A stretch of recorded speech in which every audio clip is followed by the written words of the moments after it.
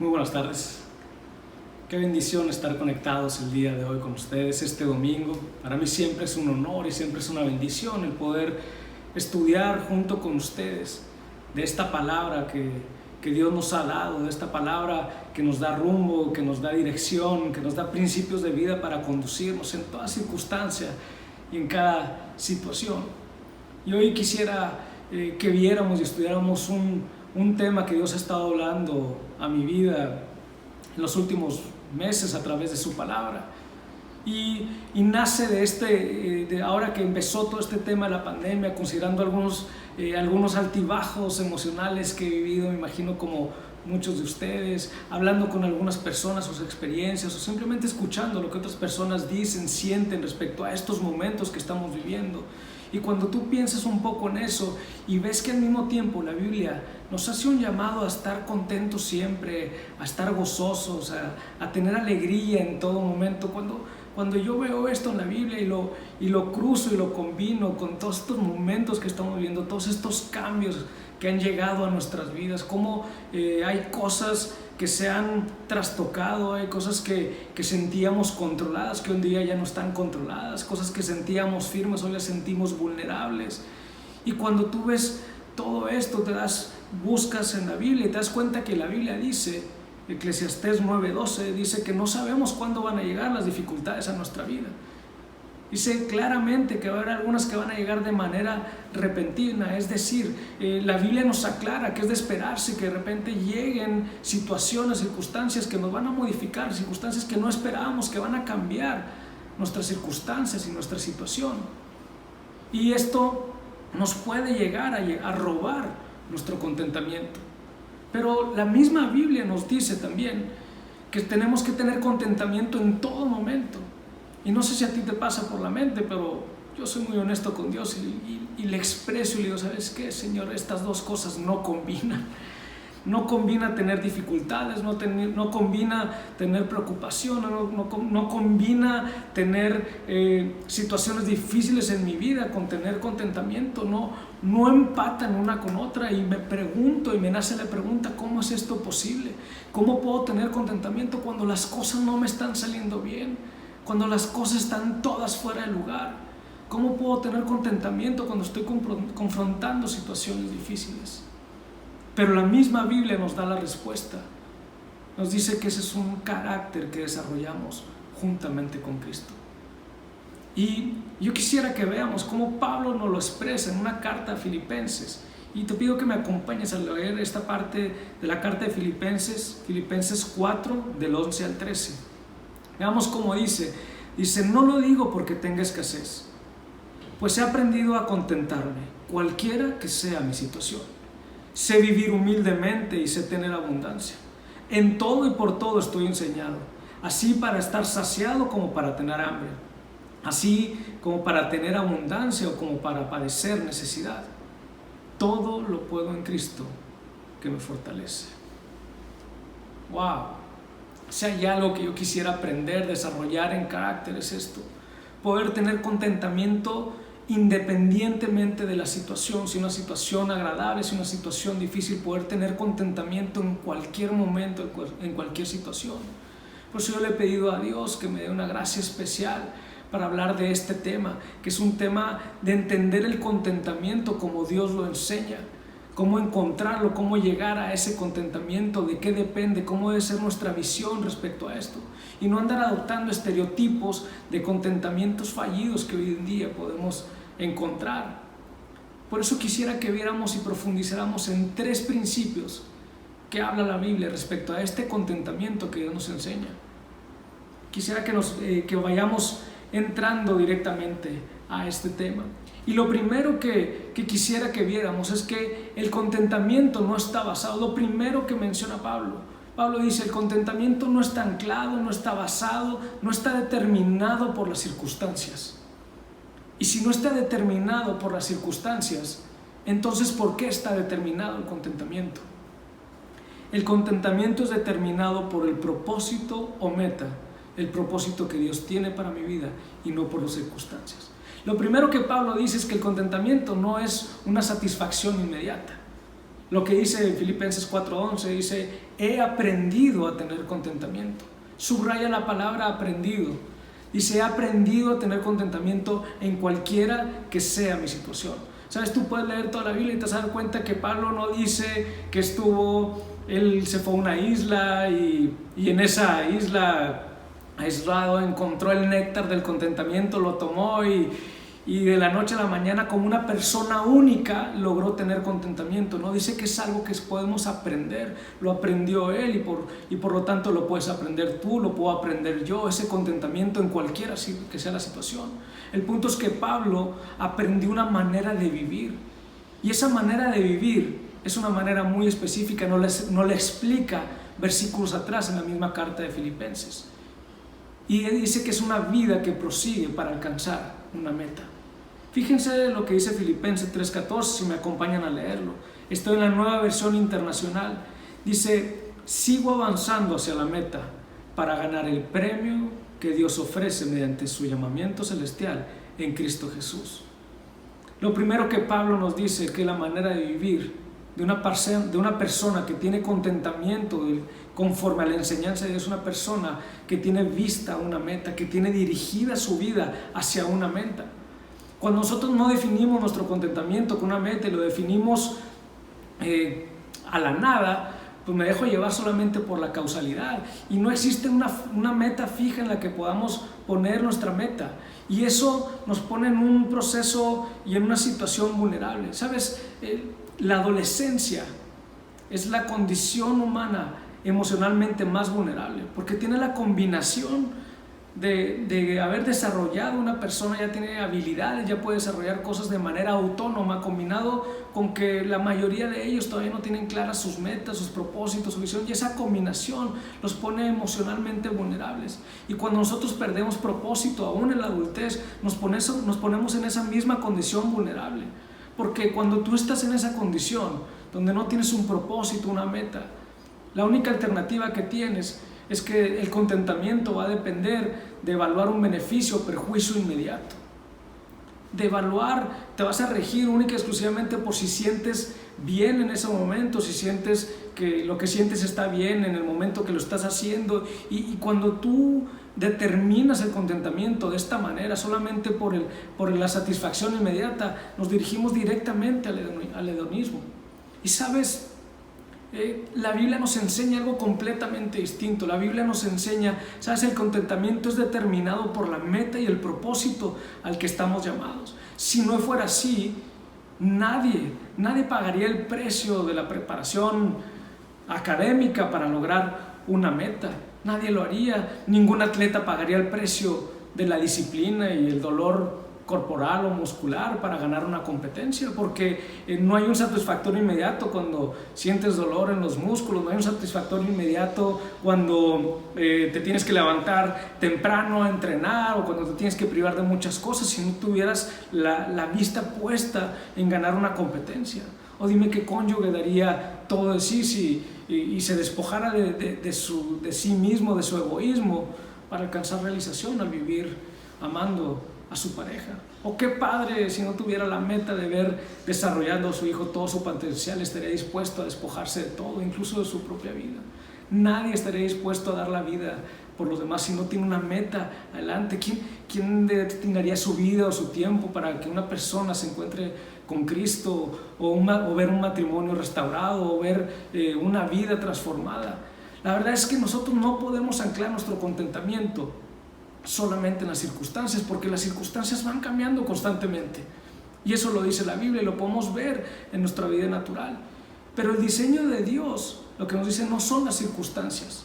El diseño de Dios nos dice que el contentamiento, la realización, incluso nuestra identidad están íntimamente ligada con la búsqueda del desarrollo y alcanzar el propósito y metas que Dios tiene para nuestra vida. ¿Sabes?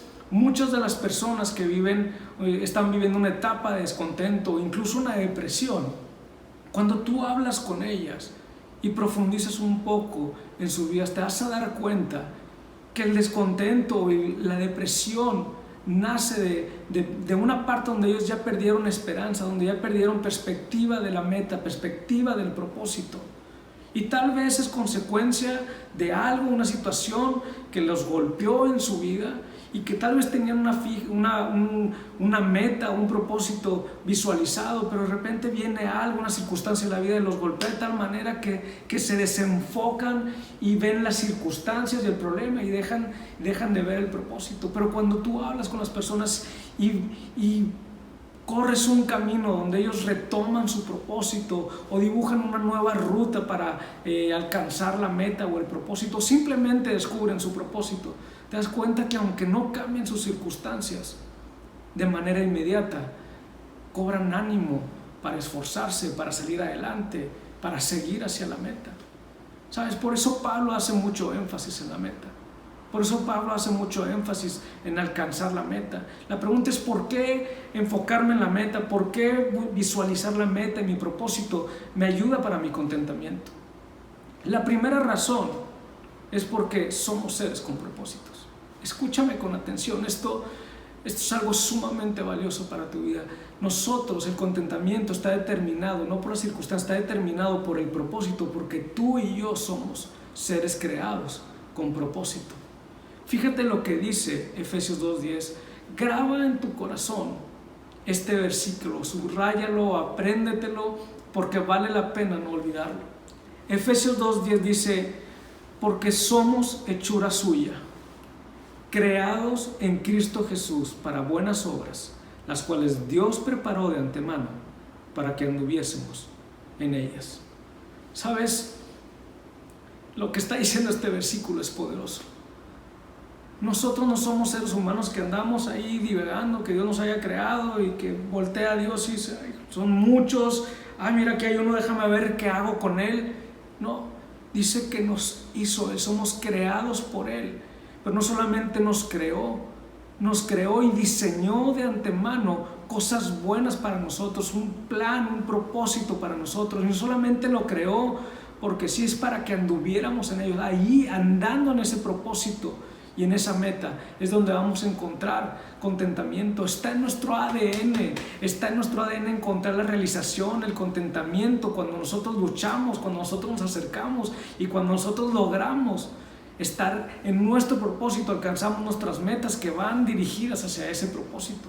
¿Sabes? Cuando tú hablas de contentamiento y realización, si tú le preguntas a una persona, ninguna te va a contestar, por más placentero que haya sido ese momento, ninguno te va a contestar: yo recuerdo el 21 de enero del 2002, cuando estaba en la casa, acostado, viendo la tele, sin hacer nada. Nadie recuerda eso como un momento de contentamiento o realización. Todos recuerdan como un momento de contentamiento o realización momentos significativos dirigidos a una meta que se habían puesto anteriormente, alguna meta, algún propósito que responden a un propósito mayor, al destino al que están dirigidos, a su propósito personal, como el graduarte de la universidad, como casarte, como tener un hijo, como ver la graduación o la boda de tu hijo. ¿Sabes? Porque eso es lo que nos lleva al contentamiento, porque no somos seres sin propósitos. La segunda razón por la que la meta me ayuda para mi contentamiento es porque cuando yo tengo una meta visualizada y un propósito, me obliga a meditar en el beneficio.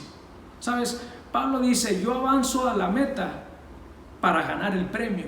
Nadie avanza a la meta nada más por avanzar, siguiendo como borrego a medio mundo. No, hay un objetivo, hay un premio que alcanzar.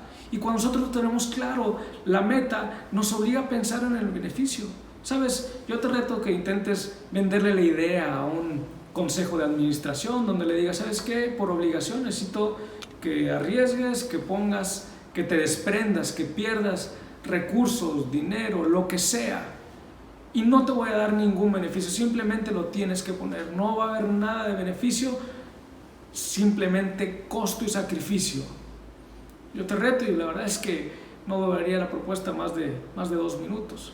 Pero cuando nosotros empatamos el sacrificio, la aportación, el costo contra el beneficio y pensamos en el beneficio, normalmente tenemos la capacidad humana de menospreciar el costo o el sacrificio. Hay distintos consejos. Algunos están más enfocados en el beneficio económico, pero hay otros que están enfocados en el beneficio del desarrollo organizacional, del altruismo, del desarrollo incluso personal o profesional de su gente. El punto es que cuando tú logras empatar estas dos cosas, empieza a funcionar, porque logras que la gente empiece a ver el beneficio y no las circunstancias. Y en lo personal nosotros tenemos que hacer lo mismo, ¿sabes? Porque nadie persigue nada que no considere que vale la pena. La única manera que tú empiezas a perseguir algo que no vale la pena es porque estás siguiendo una corriente sin meta, sin sentido, y lo vas a abortar en el momento que ya no te guste. Pero cuando uno tiene clara la meta y siente que vale la pena, considera el beneficio, puede perseverar en el camino hasta alcanzar dicha meta. Fíjense lo que dice Proverbios 17:24. La meta del prudente es la sabiduría, pero el necio divaga contemplando vanos horizontes. El que no tiene meta se la pasa divagando, pensando un día una cosa, otro día otra, empieza a perseguir cuanta corriente se le presenta en el momento. ¿Y sabes cuándo la aborta? Cuando ya no tiene contentamiento, cuando se rige por el sentimiento de hoy me siento bien y lo sigo, mañana ya no me siento bien, lo dejo de seguir. Pero cuando nosotros tenemos claro la meta, avanzamos hacia el premio, es cuando vamos dirigiéndonos hacia ese contentamiento que enseña la Biblia. Y la tercera razón por la que la meta o el propósito me ayuda a mi contentamiento es porque cuando tengo claro la meta, tengo la capacidad de valorar el progreso, tengo la capacidad de disfrutar y darle valor a los pequeños avances. Cuando uno tiene una meta clara, no se basa solamente en el escenario ideal o en el no ideal. Cuando yo tengo clara una meta, aunque no esté hoy en mi escenario ideal, en lo que yo estoy esperando, si mi punto de inicio a mi meta se acortó el camino, encuentro un satisfactor, veo el progreso. ¿Sabes? Y el progreso es un tema sumamente importante. Los que hemos tenido la oportunidad de dirigir empresas que cotizan en bolsa, sabemos que la acción la castigan más cuando no demuestras que tienes un progreso que va dirigido hacia los objetivos organizacionales. Te castigan más que incluso un mal resultado, porque mucha gente podrá entender o podrá absorber de mejor manera un mal resultado, pero nadie va a perdonar el que no muestres un camino que te está llevando hacia el progreso, que te acerques a los objetivos. Los modelos de calidad no evalúan que tú tengas 0 defectos en tus procesos. Los modelos de calidad evalúan que tus variables críticas de calidad estén controladas y que vayas demostrando que estás en un proceso de mejora continua. ¿Sabes? Y así es en nuestra vida. Nosotros tenemos que, cuando tenemos una meta clara y tenemos un propósito claro, empezamos a valorar esos pequeños avances, aunque no hayamos llegado a la meta. Es decir, si tú estás luchando por salir de una condición financiera desfavorable y tienes deudas y tu deuda es mucha y estás luchando por tener un propósito, una meta de libertad financiera, si antes debías 10 pesos y un mes después debes 7 pesos, ese avance encuentras contentamiento porque te das cuenta que vas en el camino correcto, que lo que estás implementando va dando resultado. Y eso es el valor de tener una meta. Lo segundo que quisiera que viéramos respecto al contentamiento es, como ya vimos, el contentamiento se determina por el conocimiento y el tener visualizado una meta. Pero hay una segunda enseñanza que Dios nos da a través de su palabra, y es una visión de la totalidad del propósito. Y esto es algo súper importante. Dios nos llama a tener una visión de la totalidad de su propósito. Y déjame profundizar en esto, porque el contentamiento se desarrolla cuando me dirijo a la meta, no cuando la aborto, no cuando me escapo de la meta, ni tampoco cuando disminuyo el propósito.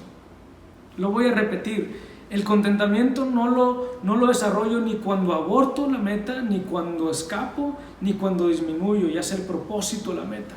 Pablo dice en Filipenses 4:11, dice, todo lo puedo en Cristo que me fortalece. Subraya la palabra todo. No dice que Dios me va a dar todo sin hacer nada, pero dice que todo me va a fortalecer para alcanzar el todo. no algo parcial. Esto nos quita la parcialidad del propósito, nos quita la parcialidad de las cosas. Dice que Dios nos va a fortalecer, nos va a dar la fortaleza para alcanzar el todo, el 100% de lo que Dios tiene diseñado para nuestra vida. ¿Sabes? Pablo en ninguna de sus enseñanzas, en ninguna, diluyó el potencial de lo que podemos alcanzar en Cristo. En ninguna de sus enseñanzas, ni siquiera estuvo cerca a hablar de algún tema cercano al conformismo. Es decir, su enseñanza nunca fue, bueno, tienes que desarrollar la habilidad para alcanzar el contentamiento, tienes que desarrollar la habilidad de aceptar tu pobre condición, y ya cuando tengas aceptación de tu pobre condición, no tienes que desarrollar la capacidad de resignación, y cuando ya estés resignado, ya encuentres el contentamiento, porque como ya no tienes mayor expectativa, pues confórmate con eso que sientes, y ya sin expectativa, pues algo bueno vas a sentir. No, es todo lo contrario. Pablo dice, tienes que ir por todo el propósito, no una parcialidad, y Dios te va a fortalecer para eso. Y tal vez tú dices, es que tal vez tú no sabes qué tan lejano estoy. Pues fíjate lo que dice Filipenses 3, 12, 14. Pablo hablando a los mismos Filipenses 3, versículo 12 al 14, dice, no es que lo haya conseguido todo o que ya sea perfecto. Sin embargo, sigo adelante esperando alcanzar aquello para lo cual Cristo Jesús me alcanzó a mí. Hermanos, no pienso que yo mismo lo haya logrado ya. Más bien, una cosa hago, olvidando lo que queda atrás y esforzándome por alcanzar lo que está adelante, sigo avanzando hacia la meta para ganar el premio que Dios ofrece mediante su llamamiento celestial en Cristo Jesús. Wow. Pablo dice, esta es la manera en la que tenemos que vivir, dirigidos hacia una meta y nunca renunciar a ella. Pablo no dice, ¿sabes qué? Si tú te has equivocado fuertemente y no has dado el ancho, pues vete olvidando de tu propósito y vete olvidando de los planes que Dios tiene para ti. No. Tampoco dice, bueno, vamos a evaluar tu performance, vamos a evaluar qué has logrado hasta el día de hoy, y dependiendo de los logros que hayas alcanzado, vamos a ver si tu propósito o el propósito y los planes que Dios tiene para ti, vamos a bajarle 2 rayitas porque ya tu porcentaje de bateo no es el suficiente para alcanzar ese propósito. Jamás dice eso Pablo. Ni tampoco dice, bueno, ¿saben qué? Para todos llegar vamos a bajar el estándar y vamos a disminuir el propósito que Dios tiene para nosotros. Hace un llamado de alcanzar el propósito, me olvido del pasado y prosigo a la meta. ¿Sabes? Eso lo hacemos en lo natural. Además, hay momentos, hay lugares donde realmente hacemos ese sacrificio de no perder de vista la meta. Yo como director general, como CEO de un grupo de compañías, hoy día en la compañía en la que estamos, la industria en la que estamos está sumamente golpeada por todo este tema de COVID-19. Es una industria en la cual salieron capitales, es una industria donde se pararon todas las inversiones. Y esto complica definitivamente el giro de negocio y nos pone en una situación crítica. Sin embargo, si yo voy con el consejo y les digo, saben que ustedes conocen la situación, ustedes conocen que las condiciones macroeconómicas y microeconómicas están muy complicadas y atentan contra la sustentabilidad de la empresa, pues vengo a decirles que se olviden de todas las metas y objetivos que teníamos de la organización, no hay nada que hacer. Si yo digo eso, yo creo que no duró, iba a decir un mes, pero no duró ni una semana en la compañía. Si algunos de mis directores vienen rendidos y me dicen, ¿sabes qué? No hay nada que hacer, ya lo perdimos todo, lo quito y me traigo a alguien que esté dispuesto a luchar, a proseguir por una meta. Lo que hacemos nosotros en ese campo laboral es que llegas con el consejo y partes de una realidad y dices, sabes que la circunstancia está difícil, la situación macroeconómica y microeconómica no es nada favorable, está atenta contra la sustentabilidad de la compañía, pero aquí está mi plan B, aquí está mi plan C, aquí está mi plan D, porque tal vez puedan cambiar algunas cosas, tal vez puedan cambiar algunos tiempos, tal vez puedan cambiar algunos requerimientos, pero no vamos a renunciar a la meta, no vamos a renunciar a los objetivos, al menos nos vamos a morir en el intento. Y eso es lo que tú y yo deberíamos estar haciendo en nuestra vida. ¿Sabes? Porque nosotros no podemos en ningún momento renunciar a nuestro propósito, encontrando un alivio momentáneo con el escapismo o disminuyendo el propósito. Tenemos que seguir dirigidos a la meta. No podemos renunciar a ello. Y quisiera, permíteme apoyarme en un caso de la Biblia para profundizar en este tema, porque al menos a mí me pasaba que yo sentía, que creía que tenía que de plano arrojar mi propósito por la ventana, hacer un giro de 180 grados y olvidarme de los propósitos, los planes, las metas que Dios tenía para mí, para realmente perderme de mi destino. Pero sabes que lo que Dios dice es, no, tienes que tener una visión de la totalidad del propósito, porque si tú disminuyes y minimizas el propósito, lo bajas de nivel, te dispones a vivir en una condición menor a la que Dios tiene diseñada para ti, estás empezando a desviarte de tu destino. Y por eso quiero apoyarme en un caso para poder entender a profundidad este tema, porque el llamado de Dios es a luchar, a alcanzar la totalidad de su propósito. Y para esto quisiera apoyarme con un caso, el caso de Otoniel. Otoniel quizá no es uno de los nombres más conocidos de la Biblia, pero Otoniel es el primer juez que aparece en el libro de Jueces.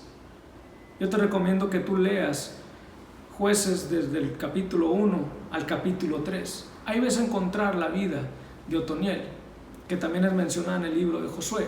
Pero para darte el sentido y lo significativo de lo que sucedió con este hombre, quisiera darte un poquito de trasfondo, porque el impacto que tuvo la vida de este hombre tiene un impacto que es incluso generacional.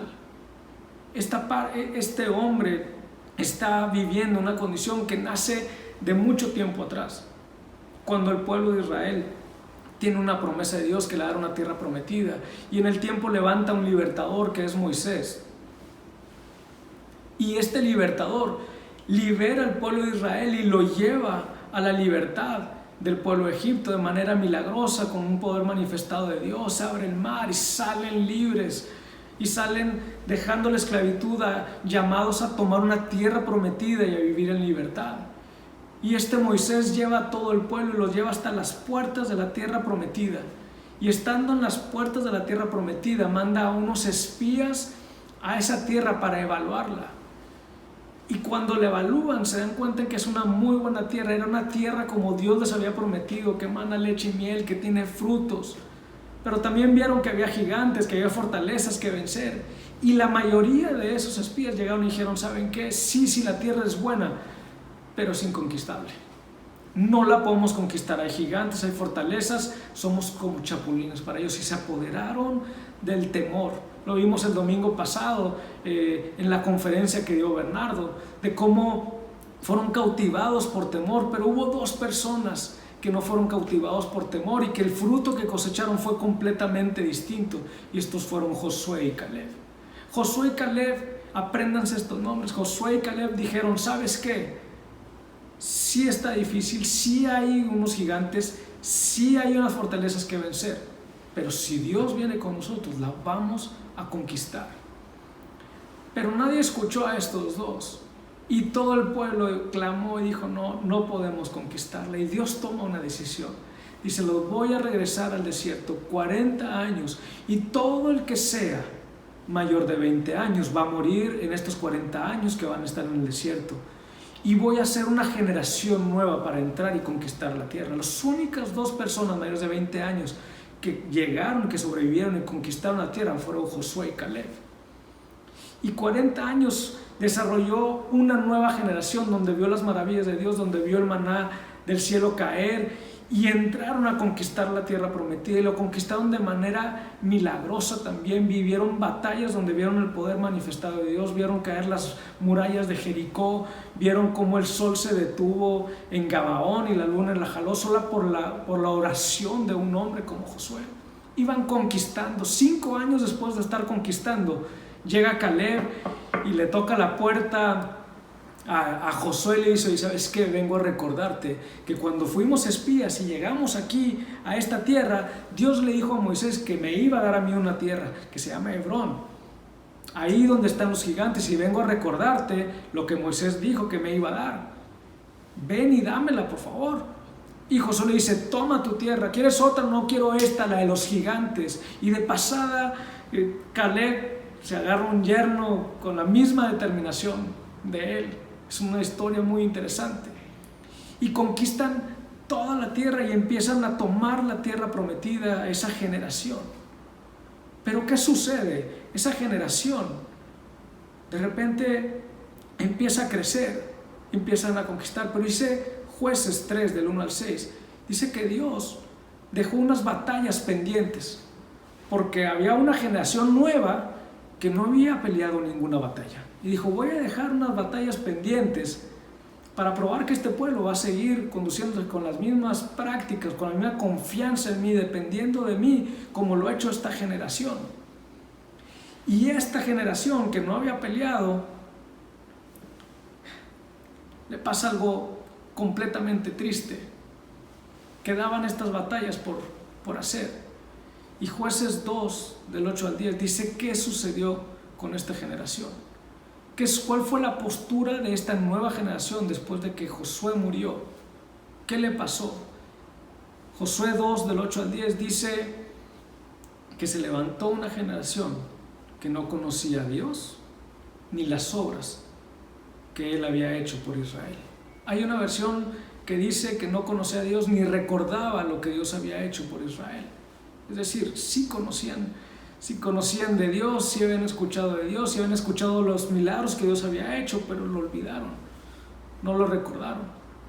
Y cuando tú ves esto, a mí me impacta. ¿Qué sucede? ¿Qué sucedió con una generación que creció viendo a sus padres cosechar la conquista de la mano de Dios, con los milagros de Dios? ¿Qué les pasó? Y sabes, está relacionado con estas batallas que estaban pendientes, porque la instrucción de Dios era no solamente conquistar la tierra, era conquistarla y sacar a todos los habitantes que estuvieran en la tierra. Y era parte de la tarea que tenía que hacer esta nueva generación. Y si tú lees Jueces del 1:16 al 36, te vas a dar cuenta de lo que le pasó a toda esta generación, y empieza a hablar tribu por tribu y nos da una idea de cuál era la mentalidad y el corazón de esta generación. Dice Benjamín, la tribu de Benjamín no logró expulsar a los jebuseos y vivieron juntos. Después habla de la tribu de José, dice que pactaron con un espía y ese espía y su familia después fundaron una ciudad y vivieron juntos. La tribu Manasés no logró expulsar a los cananeos porque no querían irse, y entonces los dejaron ahí y después los hicieron sus esclavos. No los desecharon de la tierra, sino que los dejaron viviendo como esclavos entre ellos. Efraín no logró expulsar a los cananeos y vivieron ahí junto con ellos. Zabulón no logró expulsar a los habitantes, los hicieron esclavos pero no los expulsaron. Asner no logró expulsar a los habitantes, no pudieron contra ellos. Neftalí no logró expulsar a los habitantes, los obligaron a trabajos forzados. Dan no logró sacarlos, los dejaron como esclavos. Lo que estaba pasando con esta nueva generación es que disminuyeron y ajustaron el propósito, la promesa de Dios, no la buscaron cumplir en su totalidad. Se ajustaron a algo que se parecía a la promesa. Y decidieron renunciar a la promesa total a cambio de un alivio temporal, porque dijeron, pues ya no tenemos que pelear de esta manera, nos evitamos la pelea. Y digo que es temporal porque este mismo pueblo, estos que dejaron vivir entre ellos, fueron un pueblo que se levantó después y los reconquistó. ¿Sabes? No se veía tan mal el disminuir el propósito o la promesa total de Dios, no se veía tan mal. Si lo razonas, dices, bueno, pues ¿para qué peleamos? Ya nos acomodamos, ¿no? Ya estamos aquí todos acomodados y tampoco es como que me están pidiendo que me salga de la tierra prometida, ¿no? Tampoco es como que estoy tirando por la ventana la promesa de Dios. Es más, domino la situación porque los estoy haciendo esclavos, ¿sabes? Pero esto que hizo esta generación, que decidieron coexistir con este pueblo versus la instrucción de Dios, que era sacarlos por completo, ese enemigo vino y los conquistó después. Y sabes, hay ocasiones en que nosotros cometemos el mismo error que este pueblo de Israel. Comenzamos a dar concesiones en nuestras vidas, concesiones a los planes y promesas que Dios tiene para nosotros. Sabes, yo reconozco que hay ocasiones que soy tentado a dejar la batalla, a dejar de pelear por alcanzar mi máximo potencial, pensando que voy a encontrar el contentamiento intercambiando un alivio temporal.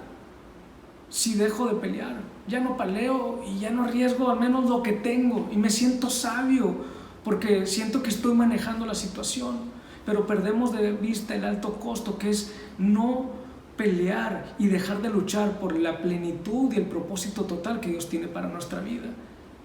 Y nos puede suceder en muchas áreas de nuestra vida. En nuestro matrimonio, cuando llegan cambios y estos cambios me llevan al conflicto, entra la tentación de no luchar y no confrontar. Y pareciera que no suena mal, aunque yo sé que tengo que esforzarme, aunque yo sé que tengo que esforzarme en rescatar mi matrimonio, aunque yo sé que tengo que ser valiente, aunque yo sé que tengo que amarla incondicionalmente. En lugar de eso, empiezo a pactar con algo menor, empiezo a diluir la expectativa de mi matrimonio y empiezo a pactar con la indiferencia, con el amor condicionado, empiezo a pactar con el aislamiento de común acuerdo, porque esto me trae un alivio temporal. Ya no peleo y no estoy arrojando mi propósito en su totalidad. Ya no peleo y eso hacemos como que estamos bien. No me lleva al rompimiento, pero hacemos como que estamos bien y viviendo bajo el mismo techo, pero sabemos que estamos más separados que nunca. Sabemos que nuestra relación no la hemos conquistado. Empezamos a pactar con algo menor. O lo podemos hacer en la manera como hago los negocios, donde empiezo a diluir los principios bíblicos de integridad y empiezo a conducirme de maneras que claramente ofenden el corazón de Dios, en la manera de la práctica íntegra que nos enseña su Biblia, y me enseña a coexistir con ello, porque me lleno con el pensamiento de decir, bueno, pues al menos no soy un asesino, al menos no soy un secuestrador o traficante de personas, y me enseño a coexistir un poco con ello y empiezo a diluir mi propósito total. Empiezo a coexistir con el enemigo, porque es más fácil eso que pararme firme en la batalla y pararme con todos los principios de moralidad y con todos los principios de integridad que Dios me pide que me conduzca. Y esto nos puede suceder en nuestro ministerio, en nuestro matrimonio, en nuestras relaciones significativas con nuestros hijos. En todos estamos tentados a abandonar la batalla y disminuir el propósito que Dios tiene para nuestra vida.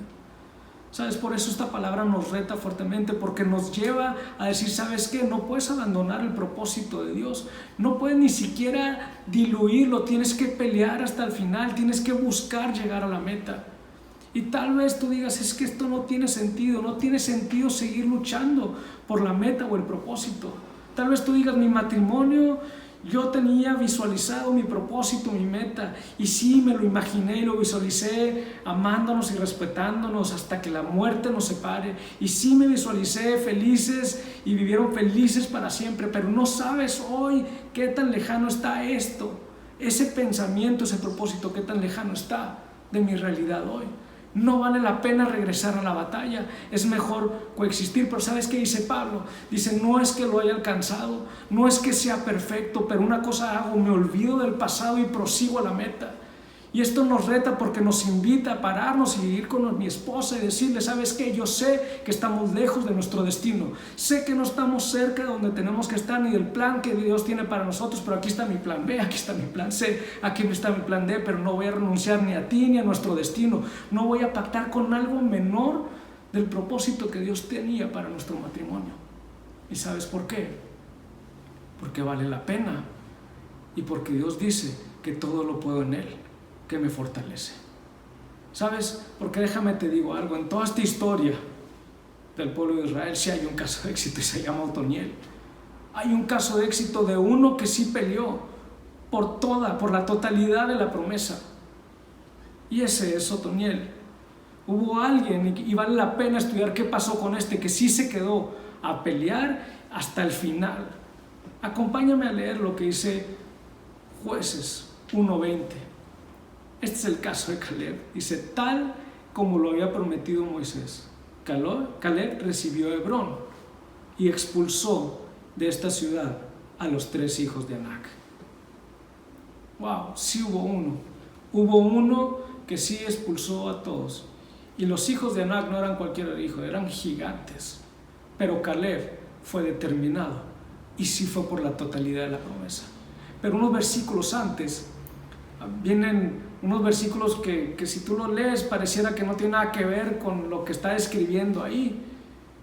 Pero cuando sigues continuando te das cuenta que tiene todo que ver, porque da la referencia de cómo Caleb escogió a su yerno. Jueces 1, 12, 13, acompáñame a leerlo. Dice, entonces Caleb dijo, cuando iba a entrar a conquistar esta tierra de los hijos de Anac, dice, Caleb dijo, a quien derrote Kiriat Sefer y la conquiste, yo le daré por esposa a mi hija Axa. Y fue Otoniel, hijo de Kenaz, hermano menor de Caleb, quien la conquistó, y así Caleb le dio por esposa a su hija Axa. Caleb dijo, el que esté dispuesto a pelear hasta el final, el que esté dispuesto sea tan determinado a confiar en Dios y ganar la batalla, ese es digno de mi hija. Ese es digno de que yo le comparta mi heredad, la heredad que yo tenía por Dios. Él es digno, el que esté dispuesto a pelear la batalla hasta el final. ¿Y qué tiene que ver Otoniel en toda esta historia? ¿Qué tiene que ver? ¿Qué pasó con el que peleó hasta el final? Tú puedes seguir leyendo y te dar cuenta que estos pueblos que dejaron conviviendo ahí, Dios dejó que se levantaran y que reconquistaran y cautivaran a Israel. Y después el pueblo clamó y Dios levantó un libertador. Jueces 3, 9, 11. Fíjense lo que dice, pero clamaron al Señor y Él hizo que surgiera un libertador. ¿Quién? Otoniel, hijo de Kenaz, hermano menor de Caleb. Y Otoniel liberó a los israelitas. El espíritu del Señor vino sobre Otoniel, y así Otoniel se convirtió en caudillo de Israel y salió a la guerra. El Señor entregó a Causán Risatayim, el rey de Aram, en manos de Otoniel, quien prevaleció sobre él. El país tuvo paz durante 40 años, hasta que murió Otoniel, hijo de Kenaz. Wow. ¿Qué sucedió con el que sí peleó? ¿Qué sucedió con los que no abandonan la batalla? ¿Qué sucede con los que no están dispuestos a vivir por debajo del propósito y los planes que Dios tiene para tu vida? Experimentó la victoria. Dice que el Espíritu posó sobre él. Fue lleno del Espíritu de Dios y Dios le dio la victoria para él y para todo el pueblo. ¿Sabes? Porque yo no ocupo la llenura de Dios, yo no ocupo al Espíritu Santo para salir corriendo y abandonar mi matrimonio cuando las condiciones se ponen difíciles. Yo no ocupo nada del Espíritu Santo para doblegarme al sistema corrupto y caído en el que vivimos por temor a perder algo de economía y no ajustarme. Yo no necesito del Espíritu Santo para salir corriendo y abandonar cada vez que se pone difícil alguna relación significativa. Yo no ocupo nada del Espíritu Santo para abandonar todos los proyectos cuando me canso, cuando siento que no está funcionando. No ocupo nada de eso. Ocupo el Espíritu Santo para pararme firme en la batalla y, como dice Pablo, olvidando lo que está atrás, prosigo a la meta. Y eso va a suceder cuando nosotros regresamos al campo de batalla y vamos en búsqueda del 100% del propósito o la meta. Ahí es donde vamos a forjar, ahí es donde vamos a desarrollar el contentamiento, parados en la batalla. Tú quieres experimentar un milagro de Dios, no va a ser huyendo, no va a ser cuando estés abandonando la batalla, va a ser cuando estés parado firme en la batalla, luchando por tu matrimonio, luchando por tu economía, luchando por tus hijos, luchando por lo que tú quieres estar luchando. Ahí es donde va a ser manifestado la llenura de Dios en tu vida y poder llegar a la victoria. Y esto me lleva al tercer y último punto, y con esto voy terminando. Ya vimos que el contentamiento no lo determina la satisfacción inmediata, sino determina el propósito, la meta. Ya vimos que no se desarrolla escapando de ese propósito o disminuyéndolo, se desarrolla buscando la totalidad, peleando por alcanzar la totalidad de ese propósito. Pero ¿cómo alcanzo el contentamiento? ¿Cómo logro alcanzar el contentamiento independientemente de las circunstancias? El contentamiento lo alcanzo identificando lo verdaderamente valioso, no adoptando estereotipos de valor de otras personas. Nosotros vamos a encontrar el contentamiento cuando nosotros encontremos y nos topemos con lo que es verdaderamente valioso. ¿Sabes? Este es un principio de vida, que vamos a encontrar el contentamiento cuando nosotros alcanzamos algo que para nosotros consideramos valioso. Es decir, todos nosotros, el ser humano, va a estar dispuesto a perder algo, a sacrificar algo en un intercambio cuando siente que lo que está recibiendo a cambio es valioso. Es decir, algo que yo tengo, si yo trabajé y obtuve dinero, estoy dispuesto a perderlo o a sacrificarlo si lo que obtengo para mí es valioso. Por eso el contentamiento, Pablo nos dice, lo vas a encontrar cuando encuentres lo verdaderamente valioso. Pero Pablo nos da la clave para identificar lo que verdaderamente tiene valor. Nosotros tenemos que entender en dónde se ancla el contentamiento, qué es lo que es verdaderamente valioso, qué es lo que es valioso y que no es inamovible en el tiempo, que no perece, que no desaparece. Y me gustaría que me acompañes a leerlo. Y esta es una de las palabras más importantes de este mensaje. Filipenses 3, 4 al 10. Te pido que me acompañes a leerlo. Dice: aunque si alguien pudiera confiar en sus propios esfuerzos, ese sería yo. De hecho, si otros tienen razón para confiar en sus propios esfuerzos, si otros tienen razones para confiar en sus propios esfuerzos, yo los tengo aún más. ¿Por qué? Fui circuncidado cuando tenía 8 días de vida. Soy un ciudadano de Israel de pura cepa y miembro de la tribu de Benjamín, un verdadero hebreo como no ha habido otro. Fui miembro de los fariseos, quienes exigen la obediencia más estricta de la ley judía. Era tan fanático que perseguía con crueldad a la iglesia. Y en cuanto a la justicia, obedecía la ley al pie de la letra. Antes creía que estas cosas eran valiosas, pero ahora considero que no tienen ningún valor debido a lo que Cristo ha hecho. Así es, todo lo demás no vale nada cuando se le compara con el infinito valor de conocer a Cristo Jesús, mi Señor. Por amor a Él he desechado todo lo demás y lo considero basura a fin de ganar a Cristo y llegar a ser uno con Él. Ya no me apoyo en mi propia justicia por medio de obedecer la ley, más bien llego a ser justo por medio de la fe en Cristo. Pues la forma en que Dios nos hace justo delante de Él se basa en la fe. Termina Pablo y dice: quiero conocer a Cristo y experimentar el gran poder que lo levantó de los muertos. Quiero sufrir con Él y participar de su muerte. Wow. Saben, podemos hablar de muchas cosas valiosas, pero el contentamiento lo tengo solamente al conocer a Cristo. Pablo no habla de que no hay nada que tenga valor en la vida. Es decir, somos seres humanos, por supuesto que encontramos valor en muchas cosas. No es un llamado a la mediocridad o al no hagas nada y olvídate de todo. No está hablando. De hecho, Pablo pone cosas de valor delante de la gente de Filipenses, y la palabra clave aquí dice cuando lo comparo.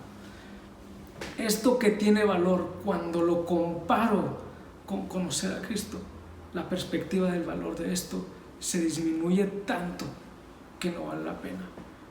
Pablo pone delante de ellos incluso una vida apegada a la iglesia, dice, cumple los rituales, pone delante de ellos legado, dinastías, linajes, glorias humanas, un lugar en la sociedad, conocimiento, moralidad. Dice todo esto que sí es valioso, cuando lo comparo contra el conocimiento de Cristo, pierde valor.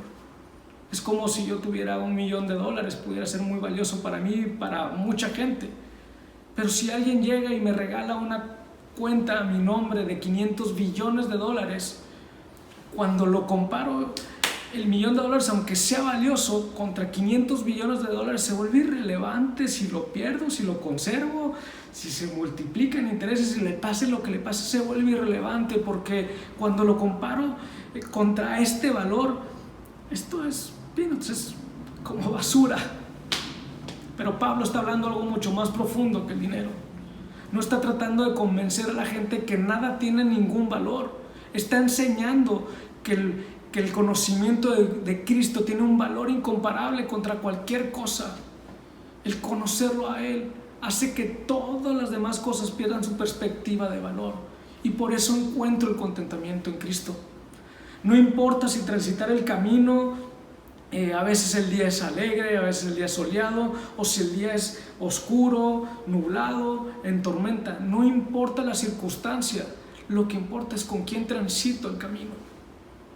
Importa que estoy con Él, que lo conozco a Él, porque independientemente de las circunstancias, mi destino no cambia. Y lo glorioso de esto es que Dios no me espera hasta el destino, me acompaña en el camino.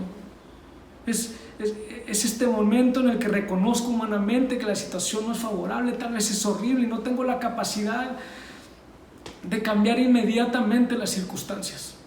Pero la verdad de Cristo me sostiene. Es la capacidad de poder ver y que la llenura de Dios venga a mi vida y transforme mi corazón, y a pesar de las circunstancias yo poder estar con una condición y una actitud distinta.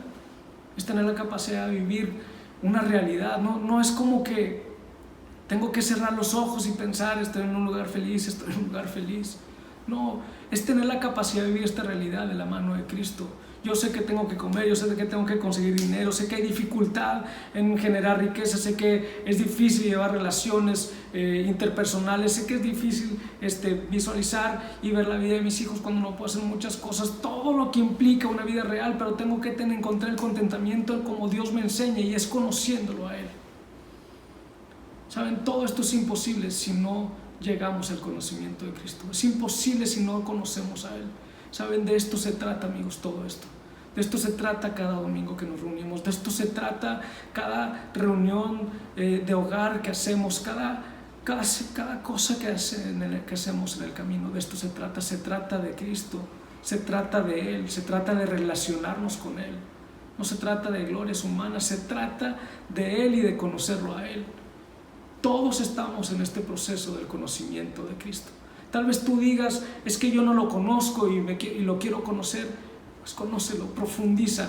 Es la mejor decisión que vas a tomar. Profundiza en Él, conócelo a Él, no te vas a arrepentir. O tal vez tú digas, bueno, es que yo tengo mucho tiempo conociéndolo. ¿Qué sigue? ¿Sabes? Pablo terminó diciendo, quiero conocer a Cristo. Cuando tú yo lo ves, te digo, no, Pablo, no me digas esto. Tú no conoces a Cristo. Tú que Cristo se te apareció, te dio revelación, te dio doctrina, te dio palabra, te tomó, te paseó por el tercer cielo. Me dices que no lo conoces. ¿Qué nos dejas a nosotros? Bueno, ¿qué me dejas al menos a mí? ¿Sabes? Pero Pablo, a pesar de todo lo que experimentó directamente con Cristo, nunca perdió el anhelo de seguirlo conociendo. Y él decía, quiero conocer a Cristo. Pero agregaba, dice, quiero conocer a Cristo y ser uno con Él.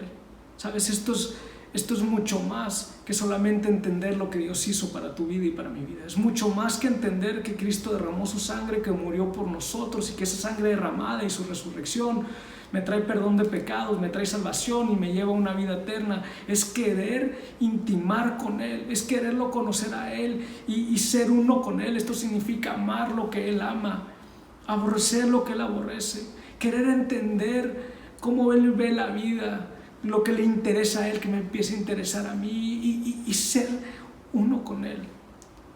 Por eso es el llamado, conoce a Cristo, conócelo a Él, relaciónate con Cristo, porque cuando lo conozcas, cuando llegues a la intimidad con Él, va a suceder que los beneficios de su relación van a ser la consecuencia y no el motor de nuestra búsqueda. Y cuando eso suceda, vamos a experimentar un contentamiento que no depende de las circunstancias, depende de qué tan cerca esté Él de nuestras vidas.